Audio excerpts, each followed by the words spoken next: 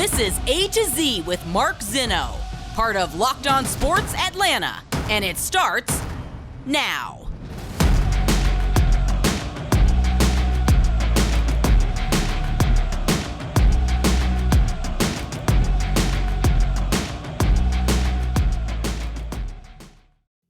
Good afternoon. Welcome to A to Z here on Locked On Sports Atlanta, where today I tell you it's time to redefine some words. Welcome in. We are live here on this Wednesday. Thank you so much for joining me. Thank you for making A to Z and Locked On Sports part of your daily listen right here in Atlanta. A lot to get to today. Now just a little more than 24 hours away from the NFL draft. Of course, we'll speak with Orlando Ledbetter of the AJC on the Falcons' plans going forward as the media got a chance to meet with Terry Fontenot and Arthur Smith yesterday. And so we'll talk a little bit more about that going forward as well. I stumbled on a question today that I don't know that I have the answer to. It's not sports related, but I want to share it with you guys. We'll do that before the end of the show. But we must start with the Atlanta Hawks and their elimination last night from the NBA playoffs at the hands of the Miami Heat. Another stellar defensive performance from the Heat. Another lackluster performance from Trae Young. And the Hawks went from Eastern Conference Finals a year ago to first round exit this year. And there are a lot of people expressing a lot of disappointment. And I think that's a fair word to use. I think it's disappointing that they got bounced in the first round. I think it's disappointing that they could only get an 8 seed. I think it's disappointing that they had to be in the play-in tournament. I think all those things are fair to say. I also think it's fair to put them in context. Again, they lost their second best player for, let's say a third of the season when it was all said and done with the amount of games that John Collins missed. There was a COVID stretch for the Hawks this year where they had guys and, Trae walked into the locker room. So I have no idea who these guys are. I mean, all those things are fair contest, but in the big picture, it is disappointing. Now, and I've sort of alluded toward this over the past week, kind of feeling like this was coming. And now that it is officially here and we can start the offseason discussions, I want to have one more conversation about sort of where we are right now that the season is officially over. And I think we need to redefine some words that are bandied about with the Hawks a lot and make sure we understand clearly what we're talking about. Let's start with the word star in reference to Trae Young. Trae is a star in Atlanta. Trae is a budding star in the NBA. Trae is not a superstar yet. Trae is somebody that has to learn how to elevate a little more and elevate players around him. You got to play like a star. And there are times when Trae has. It didn't happen in this series. Not at all. Trae had one big moment, the floater in the lane. But other than that, it was not a typical Trae Young series or any game per se. And you got to play like a star. And it's not just about points, right? It's not just about making the shots that you need to make and being a guy who everybody counts on to carry the team, right? Because Kevin Durant is a superstar. And guess what? Yeah, he didn't have any good games against Boston either. But that's not what it's about, right? Because sometimes you have to, not only do you have to play like a star, but you got to act like a star. And acting like a star means realizing what is going on around you and making other players better. I talked to a former NBA player who told me that Trae Young isn't going to be able to score in this series. And if he's smart and if he realizes what he's supposed to do, he should have at least on the low side 8 assists a night, maybe probably even 10. Now, Trae's a guy that averaged 10 assists a game during the year. You know how many assists Trae averaged per game in this series, guys? 6. If Trae isn't open and if shots aren't falling, what is Trae's job as the star?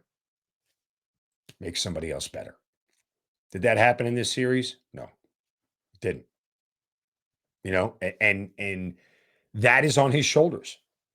LeBron transitioned to that, right? Like at a point in his career where LeBron was actually accused of passing too much because he wanted to get other guys involved, because he wanted to make other players better, because he wanted those guys early on to feel like they were in the game and it wasn't just Trae and everybody else, or in that case, LeBron and everybody else. It was a whole team. Trae didn't do that in this series. He didn't have double-digit assists once in this series. So did Trae act like a star in that moment? No, probably not. Now, another time where Trae didn't act like a star was on the final play last night. And Chris Kirschner of The Athletic detailed this perfectly. And I'm going to read it to you verbatim because he deserves all the credit for writing this and painting this picture. That it was a 3 was needed to tie the game. And the Hawks had called a timeout. And Trae Young was 0 of 5 from 3. And Nate McMillan got in the huddle and drew up a play. And the first option of the play was for Trae Young. And here's what Chris Kirschner writes. McMillan said Young, who finished the game 0 for 5 from 3, was the first option on the play he drew up. What makes that interesting is that while McMillan drew on his dry erase board, Young wasn't even involved in the huddle. He sat on the bench and stared directly ahead, away from McMillan, as John Collins and Danilo Gallinari blocked his view of the huddle. When they broke as a team, Young was already walking toward the court. What then transpired was about the worst end-of-game play you'll see, considering the stakes. For someone who was supposedly the number one option on the play, Young didn't break free for the ball. He ran into Onyeka Okongwu's back and then backpedaled away from Deron Light, who inbounded the ball. When Wright passed it to Gallinari, who was trapped in the corner, Young did not attempt to break toward Gallinari in the hope he'd throw a wraparound pass. Instead, Gallinari tried passing the ball toward the paint when they needed a 3 and the ball was stolen. The Hawks didn't get off a final shot to save their season. It's excellent writing by Chris Kirschner.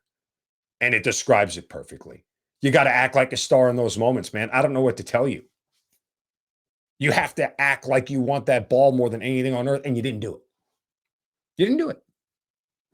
The way Chris Kirschner tells it, and he was there, he was courtside, didn't happen. So maybe we need to start redefining the idea that Trae Young is a star. And he's got to accept that criticism until things change. That's fair. I'm not saying the Hawks need to get rid of him. I'm not saying that he's not going to be the guy to carry this team forward. What I am saying is that if you want to be a star, you got to accept everything that comes with it, including the criticism.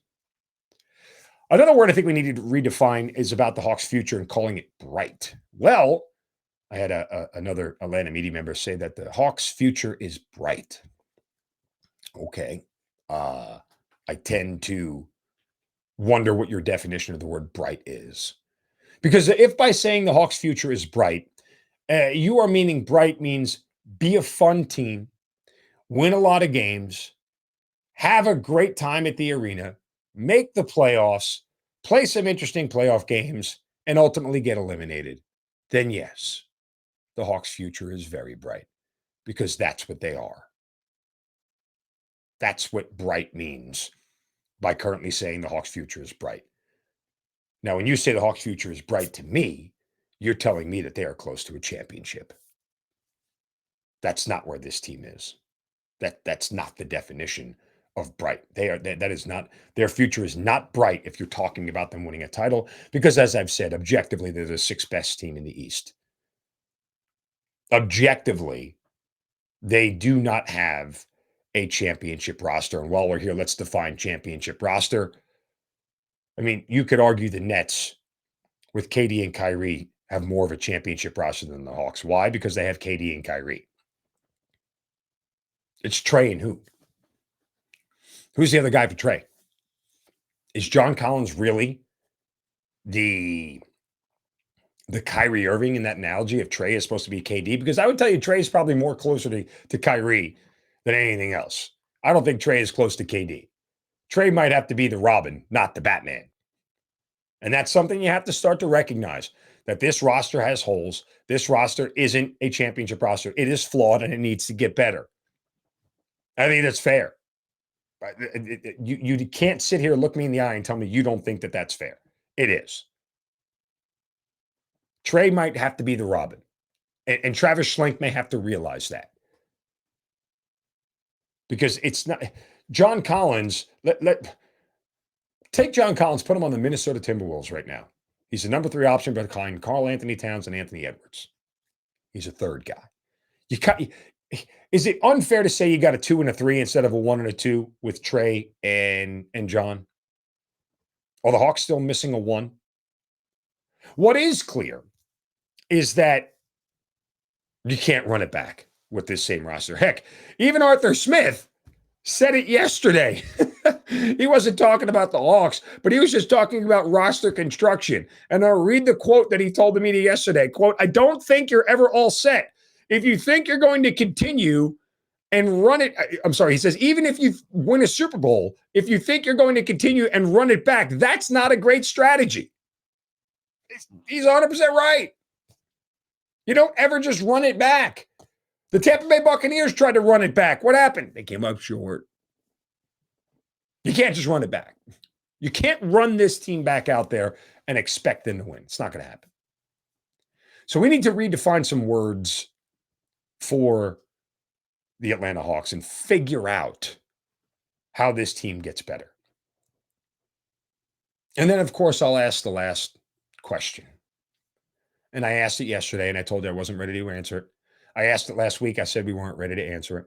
Now that the series is over, I think we need to start figuring out the answer. Is Nate McMillan the guy? You have to tell me. I don't 100% know.